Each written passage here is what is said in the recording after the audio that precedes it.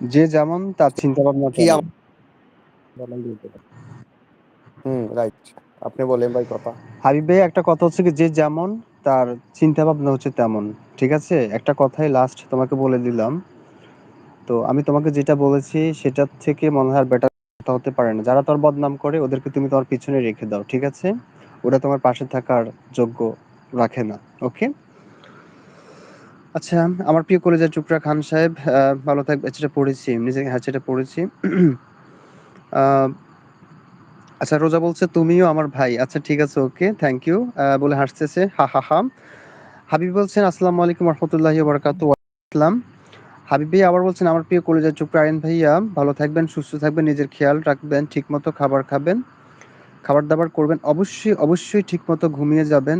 আর আর খান সাহেব, আরিয়ান ভাইয়া, আপনারা দুজন ওকে। থ্যাংক ইউ সো মাচ এত সুন্দর করে এত যত্ন করে বলার জন্য। সত্যি আমার যে একটা ভাই আছে, কুয়েতে থাকে, কুয়েত থাকে। খান সাহেব বলেছিলাম মনে হয়, জানেন কিনা, কুয়েতে থাকে আমার ভাই। জি মনে হয় বিশ্বাস বলছেন। করেন যে আমার এতটা কেয়ার করেন, এতটা জিজ্ঞেস করেন, মাঝ সারাদিনে মনে হয় একবার কল করে, তা আবার হোয়াটসঅ্যাপে একটা ভয়েস দেয়, দিয়ে বলে কেমন আছিস, ভালো আছিস কিনা, বাড়িতে কল দিছিস কিনা, খাইছিস কিনা, বাস এতটুকু।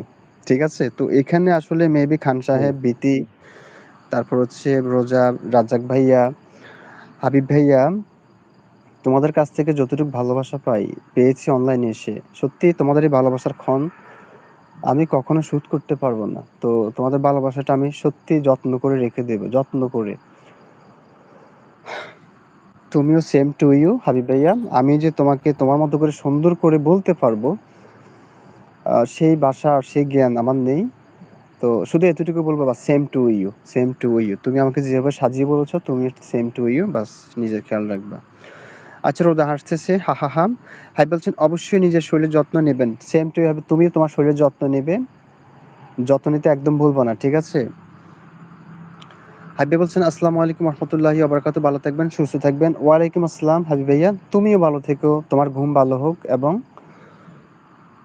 তুমি যে উদ্দেশ্যে উজ্জীবিত সফল উজ্জীবিত প্রান্তকার প্রচেষ্টা চালাচ্ছ, সুইজারল্যান্ডে যাবে, তো সেই তোমার যাত্রা শুভ হোক, এবং তোমার জন্য অনেক অনেক ভালোবাসা এবং দোয়া রইল যে তুমি সুইজারল্যান্ডে যাচ্ছ। স্বপ্নের একটা পৃথিবী সুইজারল্যান্ড, যেখানে গেলে মানুষ দেশের কথা ভুলে যায়। মানে এত মনোরঞ্জন পরিবেশ, এত সুন্দর পরিবেশ, যেখানে গেলে মানুষ আর কখনো নিজেকে কোথাও, মানুষের দুঃখ কষ্ট থাকে না। সুইজারল্যান্ড এমন একটা দেশ। আর সেই দেশ তোমার যাত্রা শুভ হোক, দোয়া করি, মনে আশা পূর্ণ হোক, যে উদ্দেশ্যে যাচ্ছ সেই সফলতা উজ্জীবসী কাজে প্রান্তকার, আর সেটা যেন তোমার সফল হয়ে তুমি বাড়িতে ফিরতে পারো ইনশাল্লাহ। রোজা বলছেন খান ভাই তুমিও বোনের টু, আচ্ছা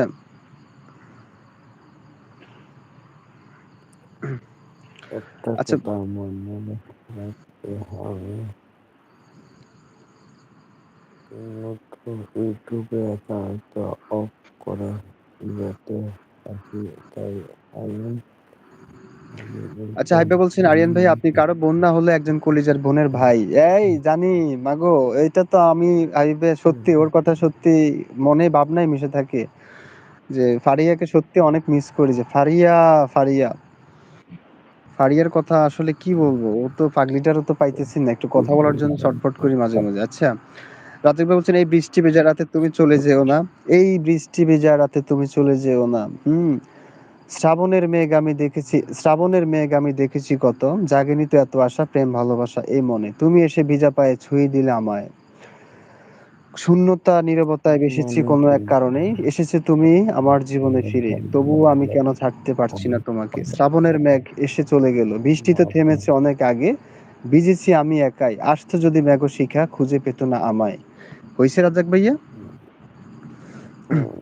আচ্ছা, বলছেন কুকুর, আচ্ছা কুকুরের কামড়, কামড় দিয়েছে কি, আমি কুকুরের কামড় নেব নাকি, আমি এসব নোংরামি পছন্দ করি না। একদম রাইট। কবি নজরুল একটা কবিতা মনে পড়ে গেল, যে কুকুরের কাজ কুকুরে পড়েছে, কামড় দিয়েছে পায়, তাই বলে কি কুকুরের কামড় মানুষের শোভা পায়? হ্যাঁ, একদম সেটাই। আচ্ছা, বলছেন আমি চাইলে প্রতিশোধ নিতে পারতাম, আমি প্রতিশোধ নিই না, ওদের পরিবার নিয়ে ওরা সুস্থ থাকুক, ভালো থাকুক, ওদের আমি মন থেকে ক্ষমা করে দিয়েছি, সেটাই। আমার এই ঘর ভাঙিল যে ভাই, আমি ভাঙি তার ঘর, আপন করিতে ঘুরিয়া বেড়াই, আমায় করিলে যে পর। এই কবিতাটা সত্যি অসাধারণ ছিল। খান সাহেব কি শুনছেন? হ্যাঁ ভাইয়া। আমরা